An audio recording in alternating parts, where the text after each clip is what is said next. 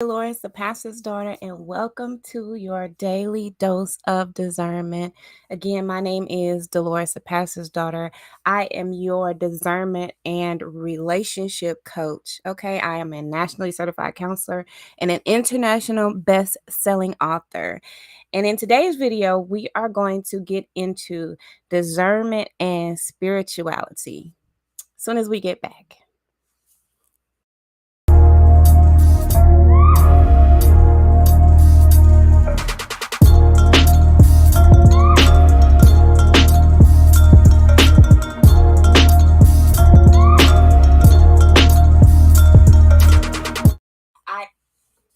Good morning. Good morning, everybody. Excuse me. Good morning to you. Well, I guess it depends on where you are. So, and depending on what time you're watching. So, if it's not morning where you are, then good evening, good afternoon, whatever the case may be. So, today we are going to get into discernment and spirituality. This is chapter 2 of the book that we've been reading, A Yearn to Discern by R.L. Maco, and it's finding purpose and fulfillment through discernment. And I just wanted to come on just for a few minutes and kind of give you like a little dose of discernment, because when we think about discernment, I think that we have really complicated um this whole concept of discernment.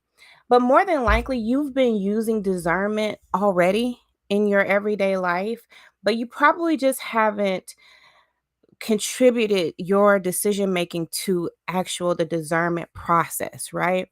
Or you haven't really activated discernment to the point where you have using or used its like the fullness of what discernment is and all the capabilities that it has, right?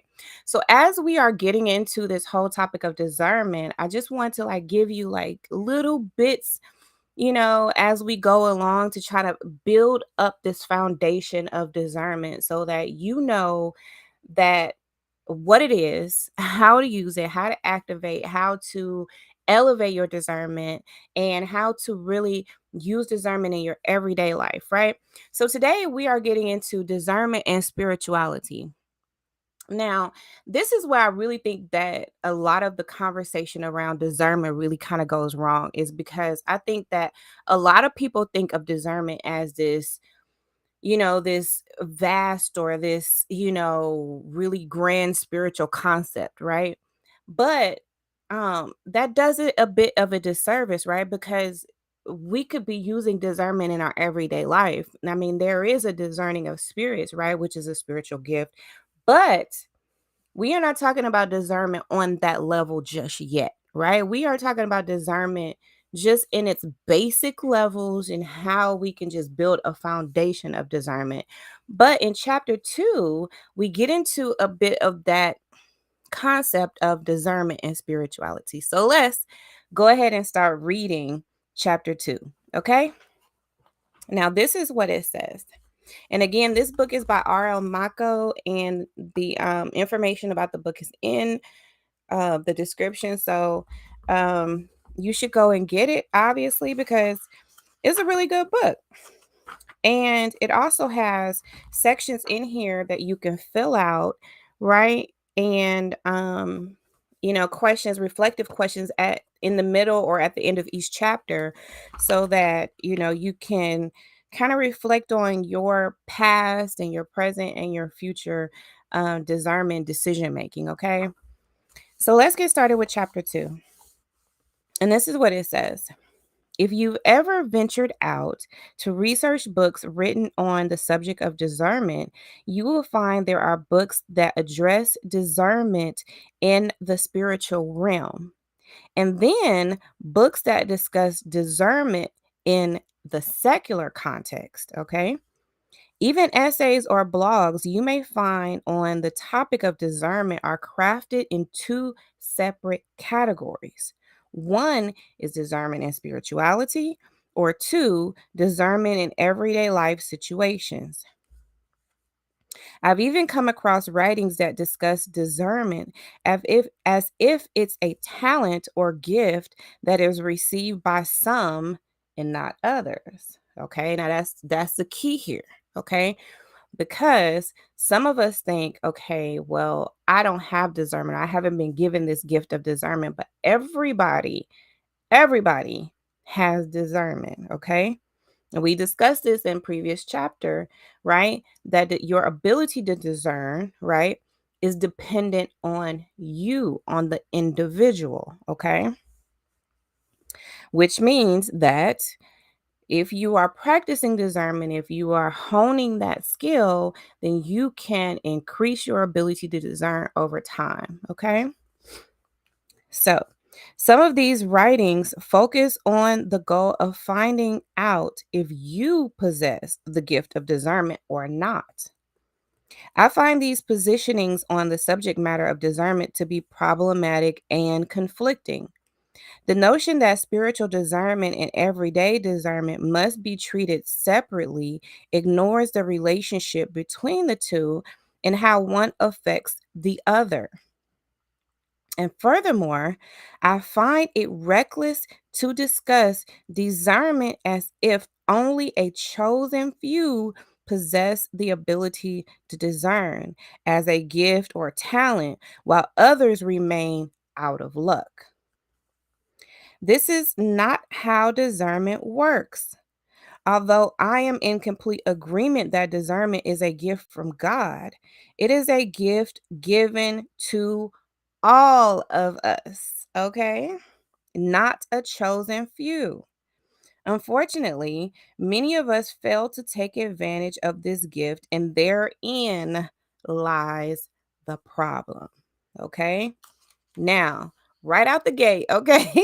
Chapter 2 is letting you know, look, you got it, babe. You've got the gift of discernment. You were born with it, okay? It's not something that, well, okay, you got it and you got it. You don't got it. You know what I'm saying? It's not like that. We got it, okay? You got it. So, to be more specific, let's go back to the roots of the word discern. In addition to the definitions of the word discern discussed in chapter 1, it is no coincidence that the word discern/discernment is found throughout several books in the Bible, both in the Old and New Testaments. This is a significant fact to consider in your understanding of discernment.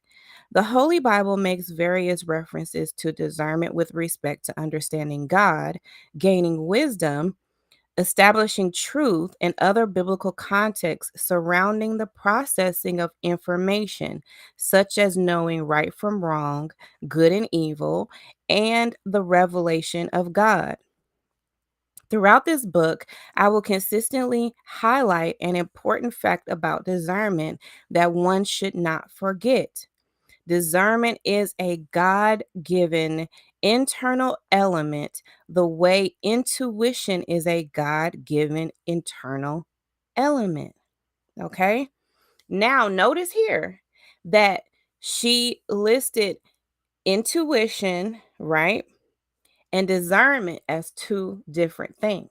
Okay. So that's one thing to remember, is because a lot of people think intuition and discernment is the same thing, and it is not.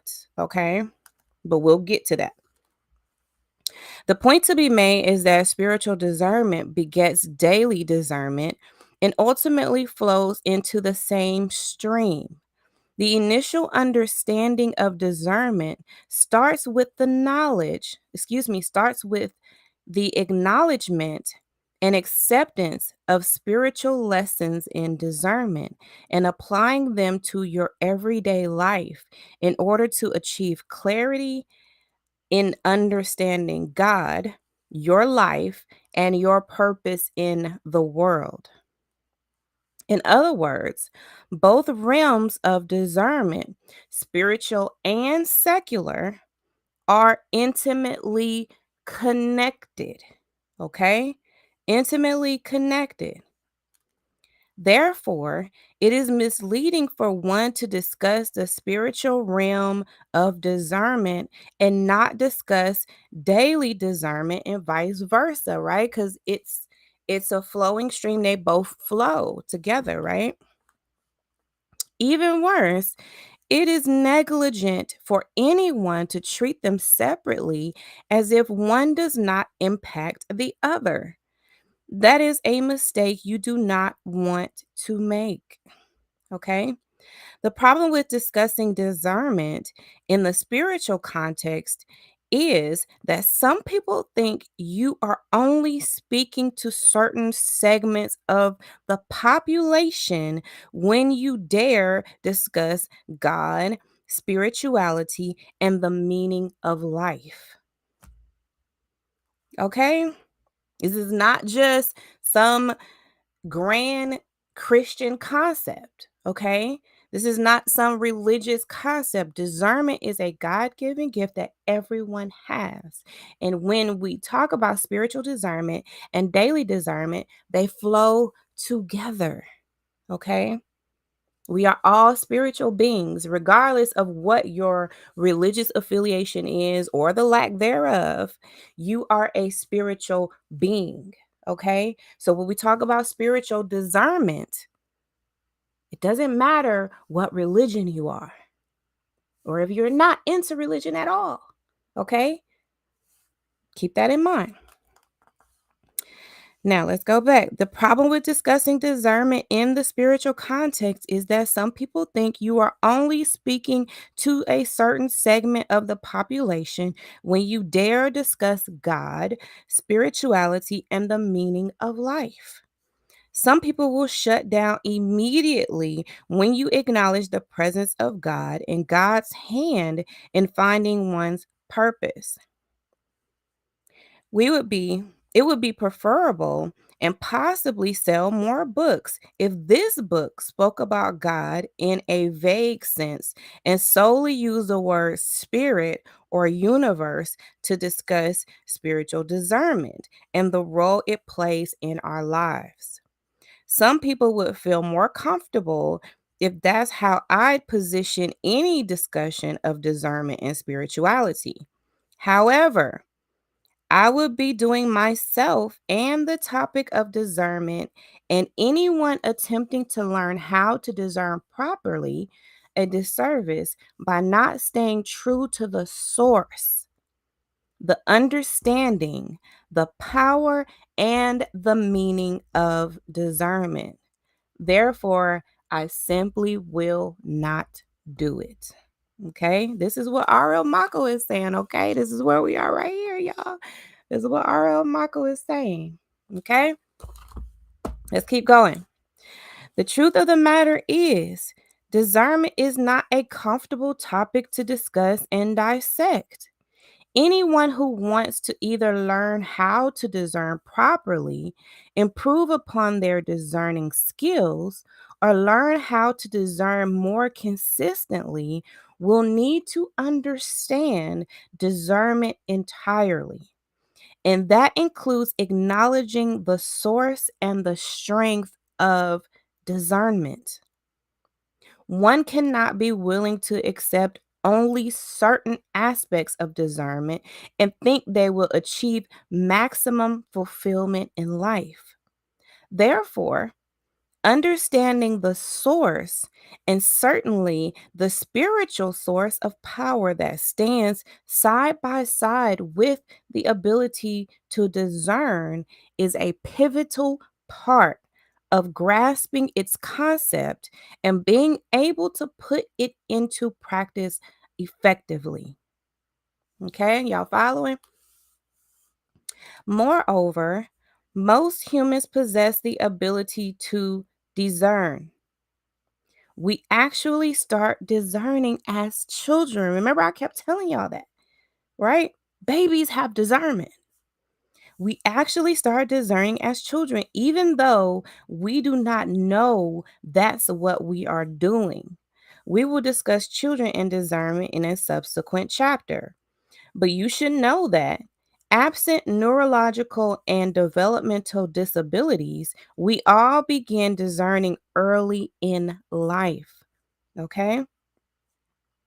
But as we experience life more and more, and our personalities and character traits settle in, we balk at discernment. as we allow people and things to influence our lives, oftentimes without even knowing it. Do y'all hear that? We have it. Babies have discernment, right? But as we develop our personalities, our character, as that all of that starts setting in, right? Then we're like, discernment begins to be a thing that we don't really accept because we're allowing all of these other things to influence our life. Okay. Despite what we allow to get in the way, our ability to discern is given to us with the intent that we use it to gain understanding and wisdom as we navigate life. Discernment is not meant to be used by only a chosen few. Okay? Discernment is not meant to be used by only a chosen few. Now let's go into the next section. Living by the golden rule, okay? Living by the golden rule. The best example I can give to reinforce the relationship between discernment and spirituality is to discuss the golden rule. Just in case you don't know what the golden rule is, it is the rule that you treat people the way you want them to treat you. This rule may be found in more than one source, but it is firmly established in the New Testament of the Holy Bible, and that's Luke 6 and 31, which states, "And as you wish that others would do to you, do so to them." Matthew 7 and 12 states it similarly as follows. "So, whatever you wish that others would do to you, do also to them. For this is the law and the prophets." Okay. So that's in Luke 6 and 31 and Matthew 7 and 12, right? So where it talks about the golden rule. Now we've heard the golden rule in a bunch of different areas of our lives, right? And not just in the Bible, but that's where it's kind of like, it's firmly established is how R.L. Maco describes it. Now, while I'm willing to bet that some people would find issue with the source of this rule, let's stay focused on its meaning and how its implication to our life will change your perspective and allow you to see and approach interactions with people differently going forward. Okay? So, even though some people might not like the fact that this comes from the Bible, don't get caught up in that part, right? Just think about it in a sense of how can this perspective allow us to see and approach interactions with people differently, right? And how we relate to one another, okay? The simplicity of the golden rule. The premise behind the golden rule is quite simple. Treat people the way you would want them to treat you. If we all thought about this rule before we spoke to someone, how differently would our words and actions be toward one another? Would we even approach someone under certain circumstances if we thought about this rule first? Think about that, okay? Let's just think about that for a minute. If we thought about this rule, right? How differently would your interactions be with people, right? When you think about approaching someone, if you thought, okay, I'm going to do them like I would want them to do me, how differently will we all behave, right? Just think about that. Would we even approach someone at all, right? Like, would we even, okay, well, I'm mad right now. So, w- do I approach this person when I'm mad? Would I want them to approach me when they're fire mad? When they've got, steam coming out of their ears? Would I want them to approach me like that? We would be totally different, right? Think about the fact that we all want to be treated with respect and dignity, right? I haven't met anybody anybody in this world who does not want to be treated with respect and dignity. I have not met not one person. Okay. Have you? Have you met one person who does not want to be treated with respect and dignity? I haven't. Keeping that thought in mind, the question becomes, when we initiate interactions, especially when we approach someone to complain or criticize, right? Because that's when it really comes into play, okay? Do we approach everyone with the same respect and dignity we expect to receive in return? Do you? Let me check myself. Do I? You know, if we thought about this rule, this golden rule, how much differently would our interactions be with each other? Also, think about this.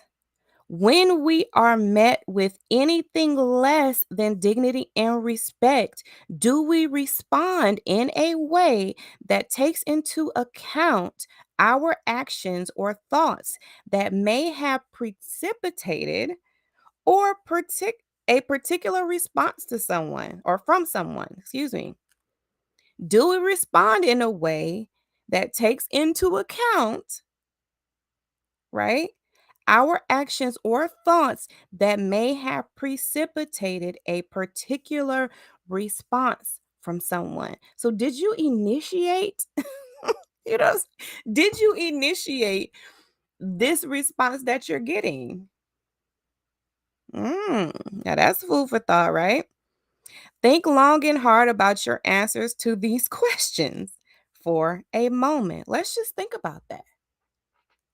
Let's just think about that because this really comes into play, right? When we are being nasty to someone, right? When we are being critical, when we're confronting somebody, we're being conflictual, whatever, like that's when it really comes into play. Because this doesn't really come into play like when you're paying someone a compliment or when you're saying something nice, right? This comes into play when there is a little bit of contention in the air, in the interaction, right? So then we think about, okay, would I want this person to address me this way? I want dignity and respect, but am I giving dignity and respect? These are all part of discernment, right? Because we have to think about our actions and our interactions with one another. Are we bringing on the very nastiness that we don't like, right? Are we causing other people and not necessarily causing, right? But are we contributing to a lack of dignity and respect that we are receiving? And though we don't do like this victim blaming thing over here, right? We do take into account our part in our interactions with people, right? We take into account our part in what happens in our life over here on this channel. Okay. So sometimes it's the thoughts we carry around in our minds about the person or situation we are approaching that dictates how we convey a message to them.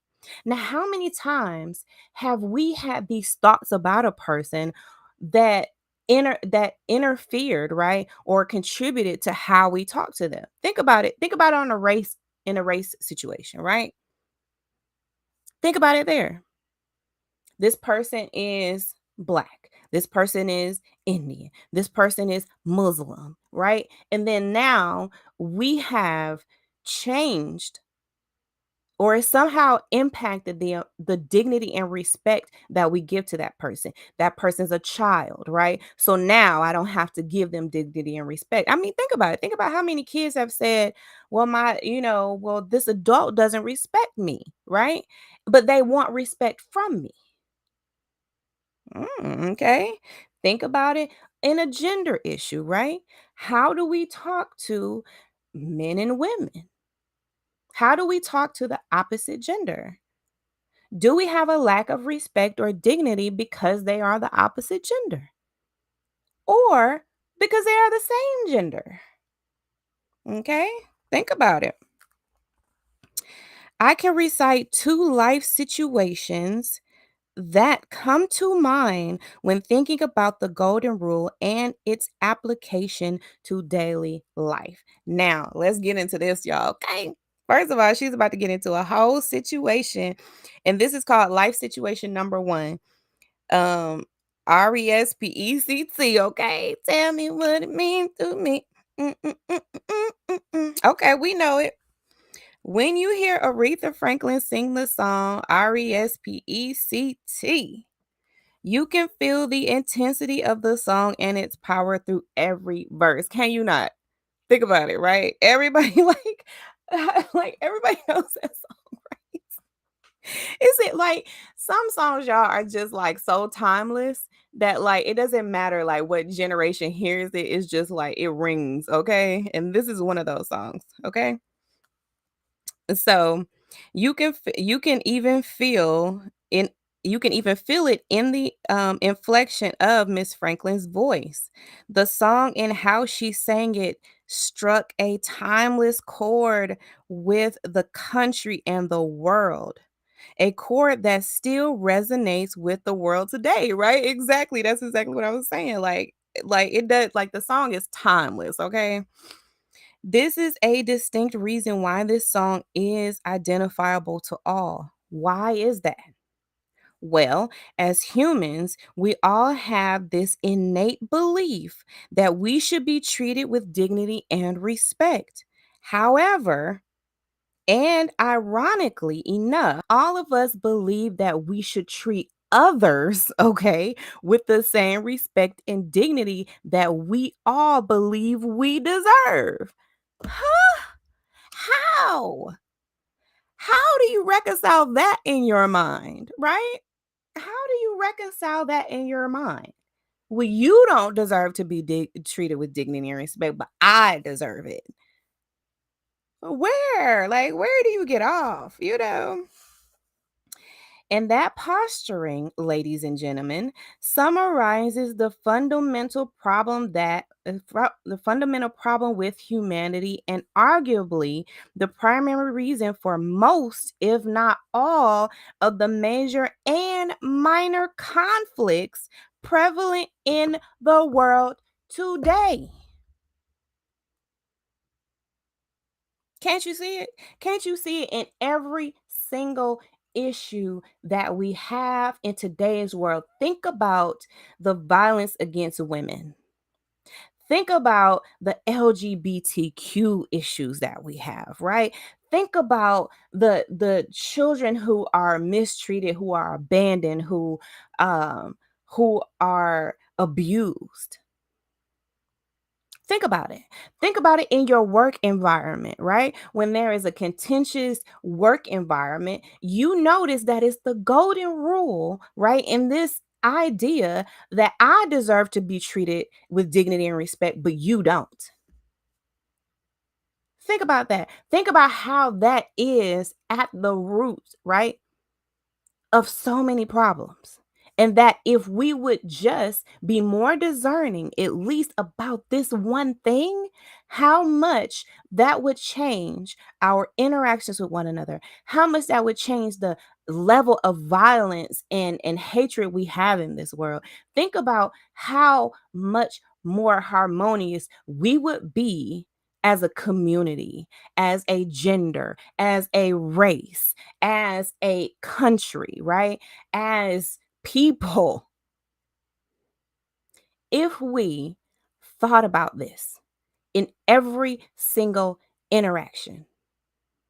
Let's continue. Whether today's or yesterday's conflicts are tied to issues of religion, culture, politics, race, socioeconomics, class, gender, or any other issues that we find permeating through one's oppression and violence towards another. When we strip down the issues it to its meager beginnings, we will find that the basic issue underlying all others issues is the fundamental issue of respect and dignity or the lack thereof. Child. She said something, Nancy. I could just start reading the book right here. And that one concept will change the world. Think about it. Think about how much a lack of dignity and respect that we have for one another has impacted every every every conflict. Think about that.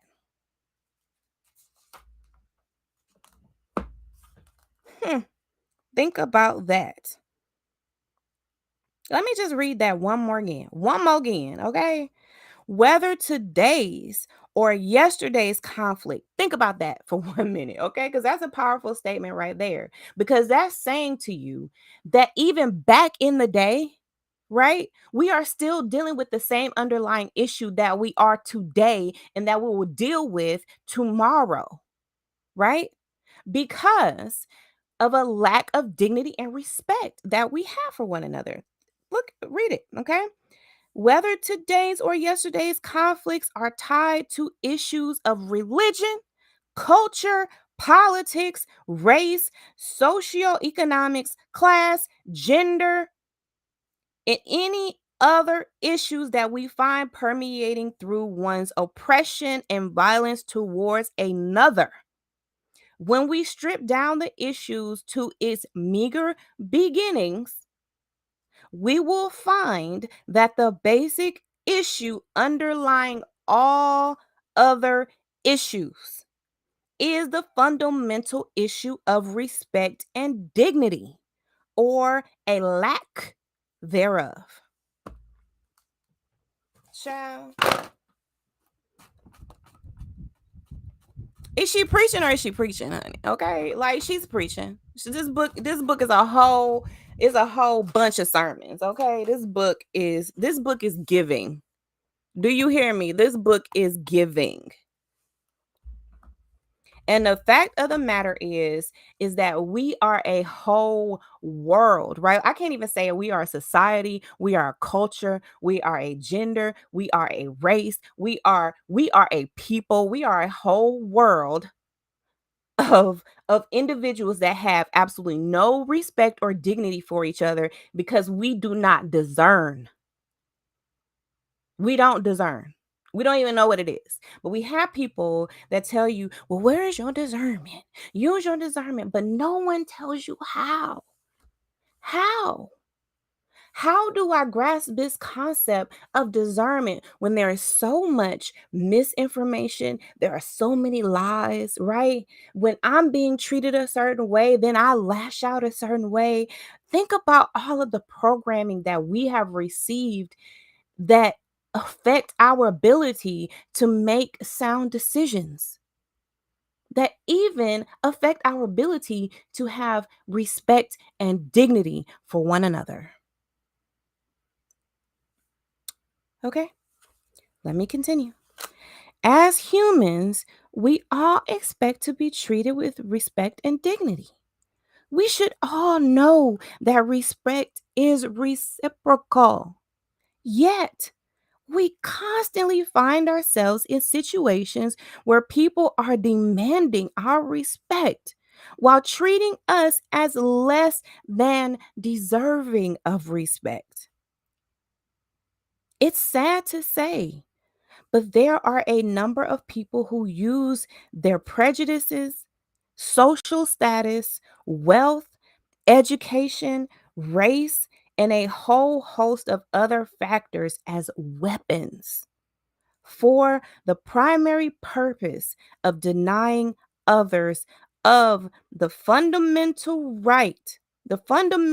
human right, the fundamental human right of respect and dignity.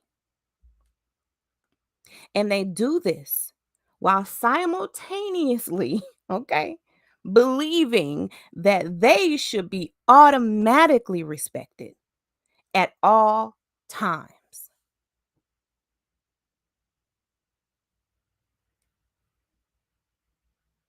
Hmm, think about that. Anyone walking around with that attitude and belief system is dangerous. Dangerous. She said it and I co-sign. Okay? I second that emotion. Dangerous. Anyone walking around with this belief, right? Let me just read it again. It's sad to say that there are a number of people who use their prejudices, social status, wealth, education, race, and a whole host of other factors as weapons. Weapons. Weapons. For the primary purpose of denying others. Just for that purpose of denying others the fundamental human right of respect and dignity. The fundamental human right. The fundamental human right. Okay? Of respect and dignity. I'm getting all into this. Like I'm feeling it, y'all, okay? And they do this. They do this while simultaneously believing that they should be automatically respected at all times. How many times? How many times have y'all seen this happen? How many? Get in the chat. Tell me, how many times have you seen this? You probably saw this growing up in your own household. Your fundamental right of being treated with human right. Your fundamental human right. You are a human being. That's what that means. It's not that you have had to do anything to get it. You are a human being. It's a fundamental human right to be treated with dignity and respect. Yet you have these people that use all of these things, their status. I mean, come on, I just wrote a whole book. A whole book. Where my book at? Where my book? Where my book at, y'all? Wrote a whole book. Provoked. Because this is this right here that she's talking about. This is what we are dealing with in a narcissistic world. We are dealing with people who are entitled to everything you are. They are entitled to your respect, right? That you owe them, right? And especially the religious narcissist. Huh? The religious narcissist. Entitled because they are a man of God, right? Because they are a woman of God. But what are you? I mean, what are you? Are you not a man or a woman of God? Were you not created by the Creator just like they were? Were you not? But you have these people who are walking around, right? Abusing you spiritually. This is why discernment and spirituality is so important. And this is why in this book, I wrote a lot about discernment in here because it is important that we are discerning the people that we are interacting with. And what I find is that in this narcissistic world, right, the religious narcissist is the most dangerous because they abuse your spirit being, right? Which is the core of who you are, your purpose. Why you are in this world, why you were created. That's what they attack.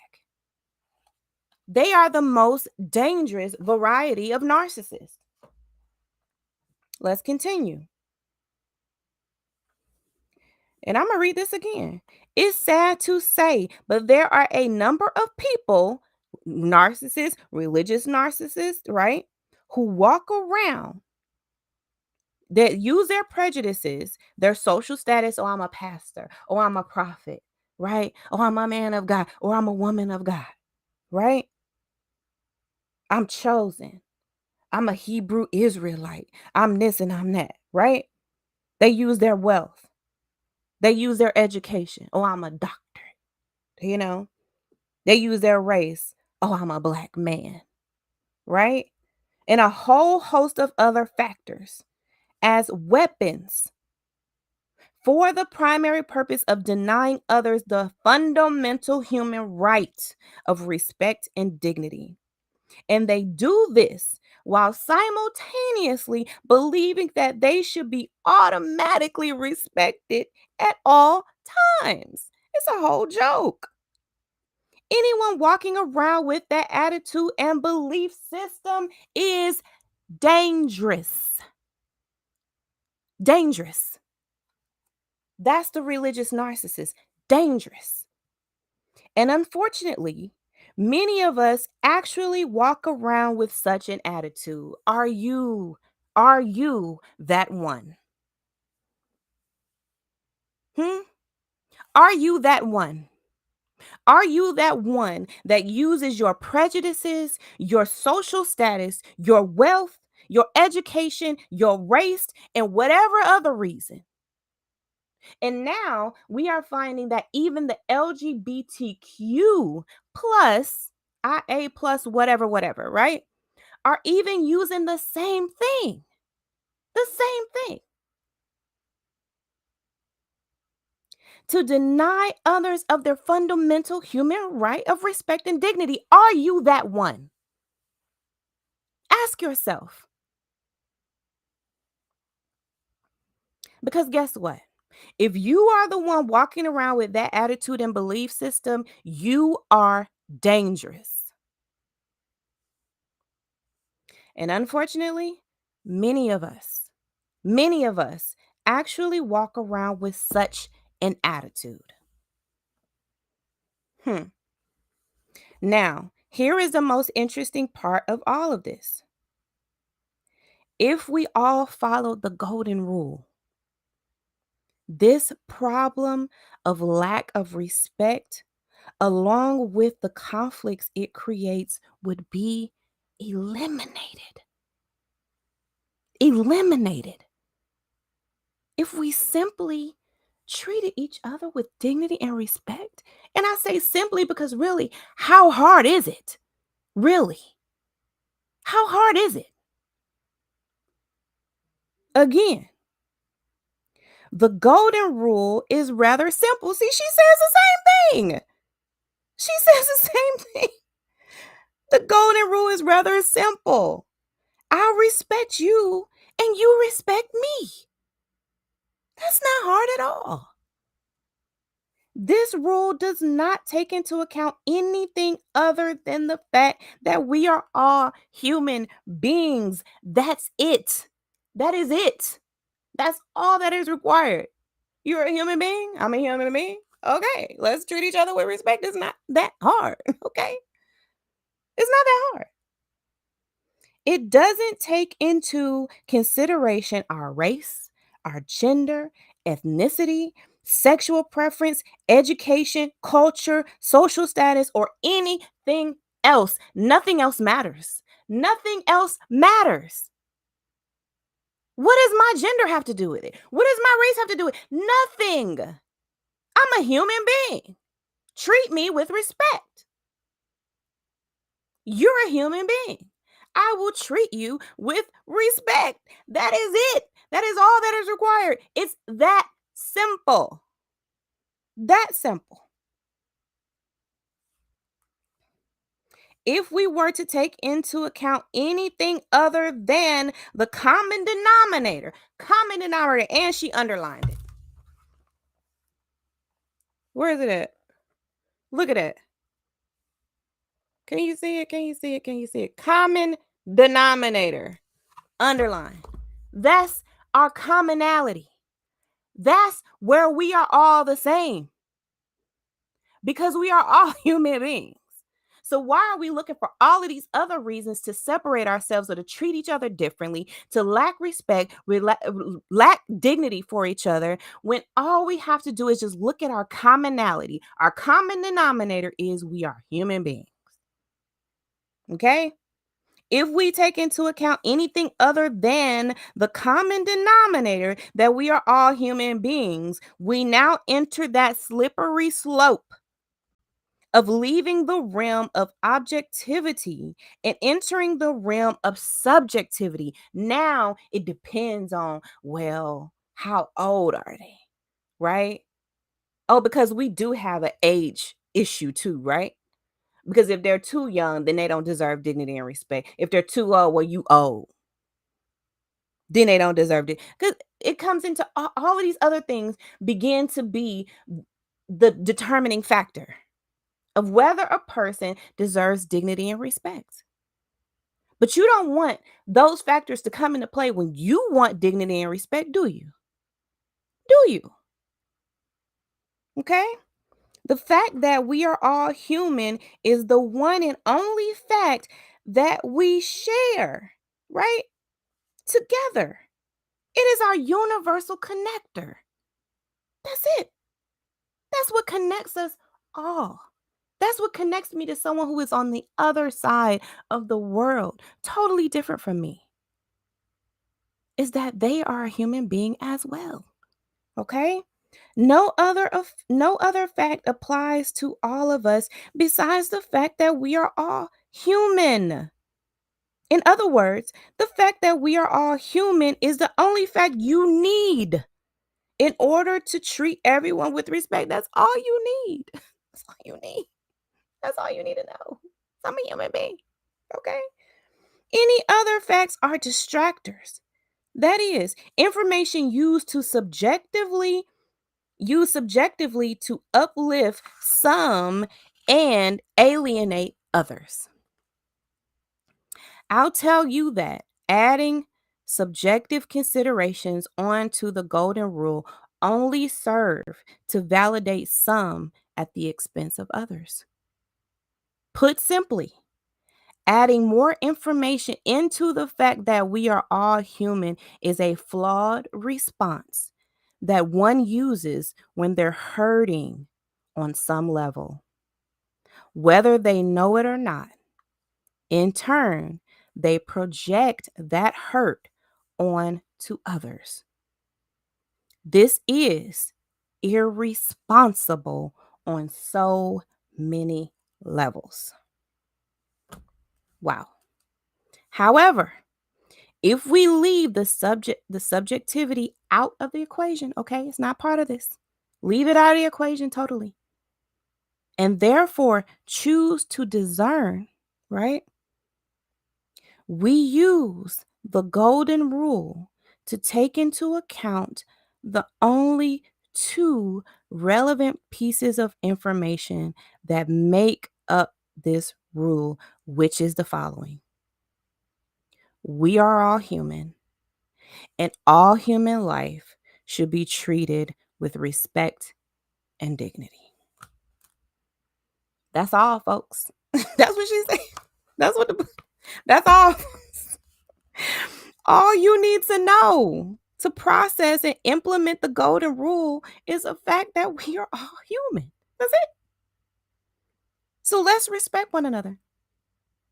Some of us fail to understand that giving another human being respect should be done so without any strings attached, especially strings that are attached due to a perceived social status used to prejudice and condemn another's life.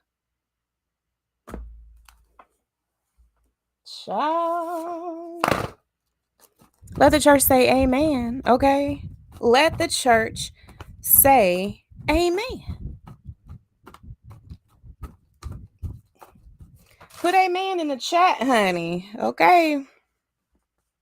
Do you understand how we could change the world just by simply following this rule in our daily lives?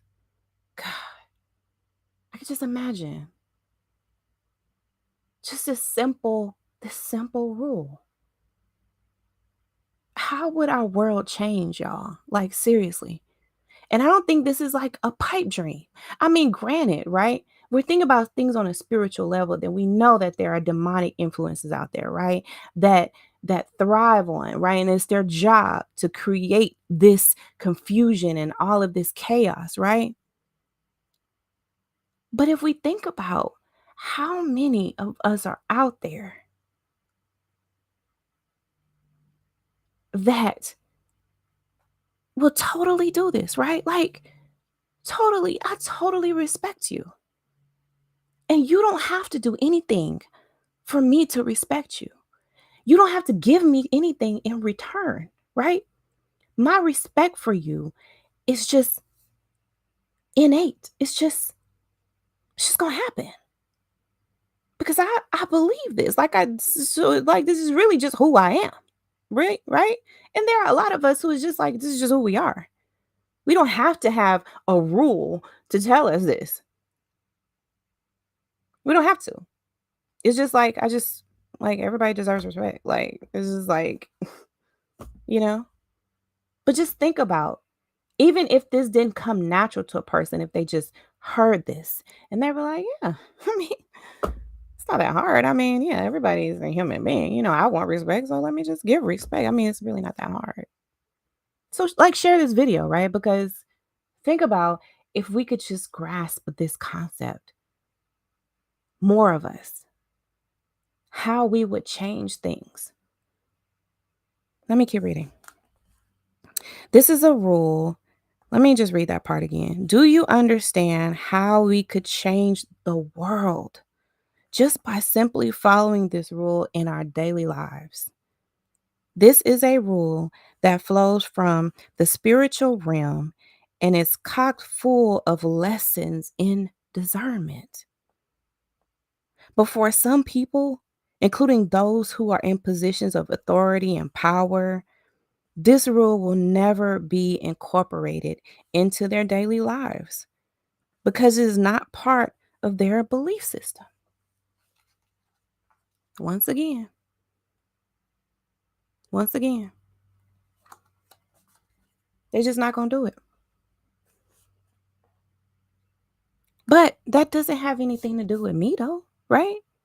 Like, I can still do it. I'm just knowing, right? I'm just understanding that there are religious narcissists out there. There are narcissists out there.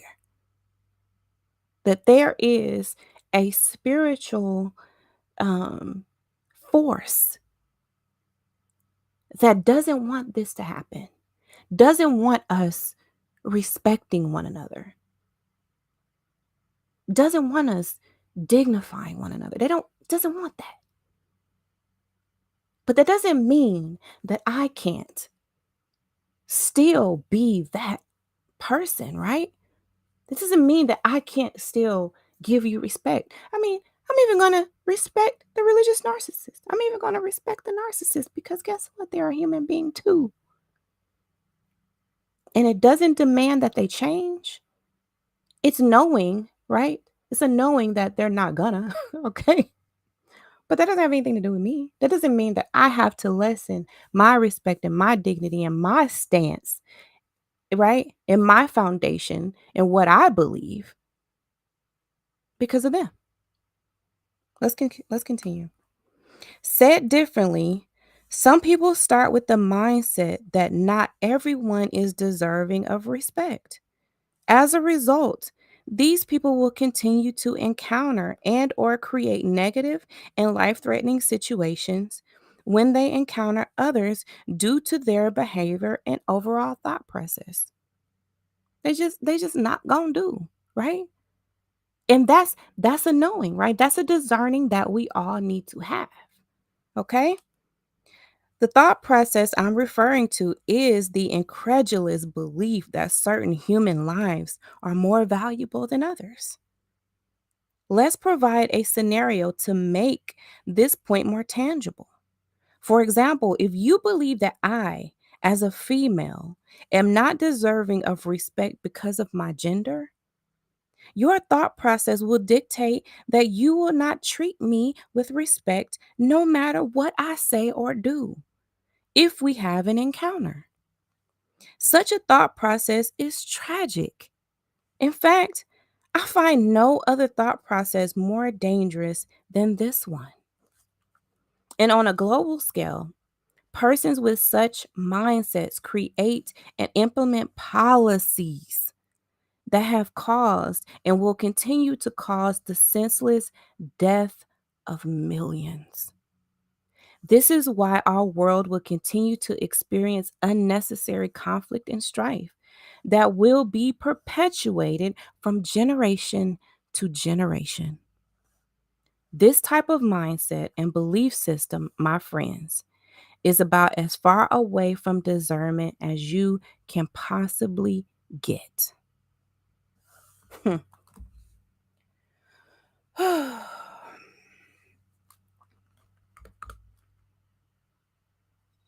Think about it. Think about it. There is a hole. There is a thing known as black femicide.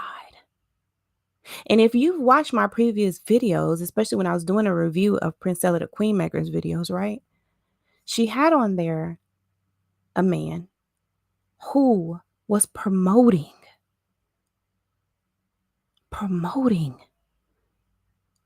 the killing of black women. Just think about that, y'all. Like really think about that.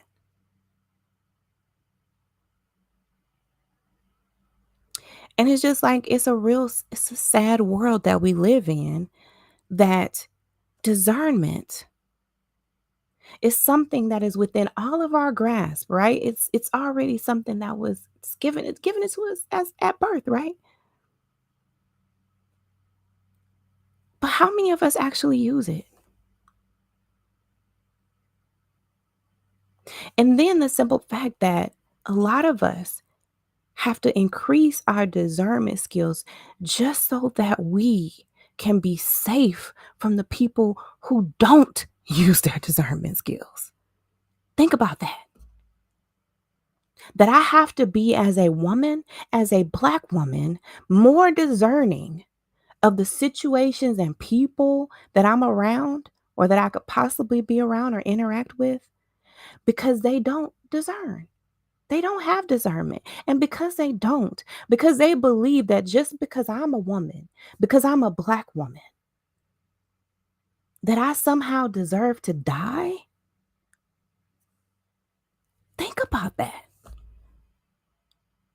Discernment, you guys, is you can't afford to live in this world today without it. You can't. You simply can't. You simply cannot.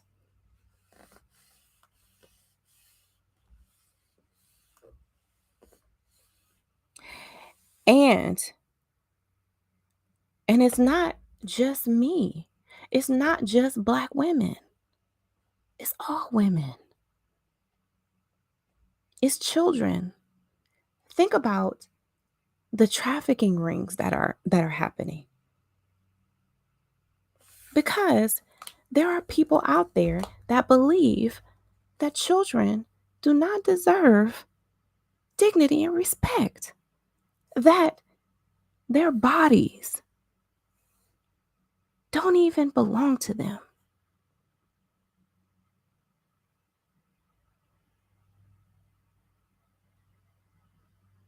Y'all, like, what in the world? And the fact of the matter is, y'all, and I'm gonna keep on saying this till I'm blue in the doggone face, and I'm a black woman, so y'all know I ain't finna get blue. Okay? So I'm gonna keep on saying it. You cannot live in this world today without discernment. You must activate this gift that you were already given. You already have it. You already have it. And you have to practice it. You have to put this into action in everyday situations. I am a discernment and relationship coach. Okay. And there is no more discernment is most important in relationships, in our interactions with other people, because guess what? A person who is not discerning, a person who does not believe in this golden rule that every human being deserves dignity and respect, what did R.L. Maco say? They are dangerous. They are dangerous. because they simply do not respect you. You are simply an object to be used and abused and discarded at their will. And that is not what you were created for. That is not why you were created. And I don't care who you believe in, whether you believe in God, whether you believe in Jesus, or whether you don't, whether you have some other creator, it doesn't matter. It doesn't matter. Whoever, whatever created you, you are deserving of dignity and respect. Period. There is no other qualifications that you need to have. None. You cannot afford to live in this world without discernment. Period. So, I hope that as we progress in this series of discernment, that you are taking this seriously. This is a life-saving skill. Do you hear me? This is a life-saving skill that you simply cannot afford to live without. You simply will not live without it. You won't.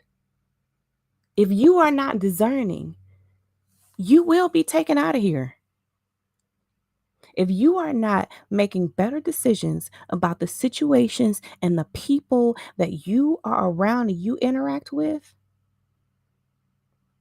there are people dying every day because they do not discern. Okay? So, this is where we're going to end today. We are still on chapter 2. And chapter 2 was discernment and spirituality. So we are about halfway through that chapter. And so when we get back, the next part that we're going to start is the key to upholding the golden rule. Okay, the key to upholding the golden rule. The key to upholding the golden rule. And if you are a woman who is watching this video, share this video with men. If you are a man watching this video, share this video with women. Share this video with somebody. Okay? Because if we can just spread this message of the golden rule, think about how much better our world would be. Let me read it again. Do you understand how we could change the world just by simply following this rule, the golden rule, in our daily lives? Okay? I love you guys. Remember, you are important to me. I need you to survive. And this is true, you guys. And you survive and you thrive when you have discernment, when you use discernment. Okay? So go ahead and like the video, share the video, and remember, you guys, I have an ebook out that's called The Religious Narcissist Decoded, and it is discerning the impact, right? Discerning the tactics and the impact of religious narcissism. Okay? So grab the book. Okay? Grab the book, y'all. It's an ebook. You can get it on Amazon, Kindle, or you can go to my website, thekingdomcodeacademy.com. It's in the description, thekingdomcodeacademy.com. And all you have to do is register for an account and you'll get the book for free. It's all free, okay? It's not free on Amazon though, but it's free on my website, okay? Because I simply want to connect with you. I want us to stay connected. You know, I am your relationship and discernment coach, okay? So I can help you to activate, increase your discernment, right? And become a discerning something, okay? Like you're going to be a discerning something. But so if you need to reach out to me, then you can do that on my website or you can reach out in the comment section. Send me an email at Delores at kingdomcodeacademy.com. Okay. Delores, Delores, at kingdomcodeacademy.com. Okay. So all the information should be in the description box for you. So reach out to me. Let me know you want to work with me, discerning, increasing your discernment, activating your discernment, elevating your discernment, right? And discerning in relationships, right? Then let me know. I'm here for you. I'm your girl. Okay. I love you guys, and just like and share the video on your way out. Bye bye for now.